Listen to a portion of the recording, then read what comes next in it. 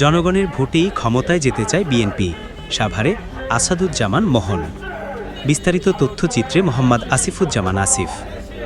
BNP পেছনের দরজা দিয়ে নয়, জনগণের ভোটের মাধ্যমেই আগামী জাতীয় সংসদ নির্বাচনে ক্ষমতায় যেতে চায়, এমন মন্তব্য করেছেন ঢাকা জেলা স্বেচ্ছাসেবক দলের সদস্য সচিব আসাদুজ্জামান মোহন।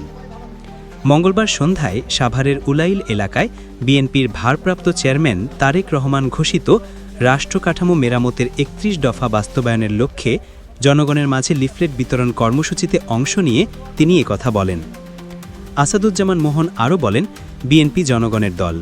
আওয়ামী লীগ সরকার বারবার নির্বাচনে চুর কারচুপি করে ক্ষমতায় এসে বিএনপির নেতাকর্মীদের উপর হামলা, মামলা ও নির্যাতন চালিয়েছে। এ সময় সাভার পৌর স্বেচ্ছাসেবক দলের নেতা মহিদুল ইসলাম শাওন সহ স্থানীয় বিএনপি ও সহযোগী সংগঠনের নেতাকর্মীরা উপস্থিত ছিলেন।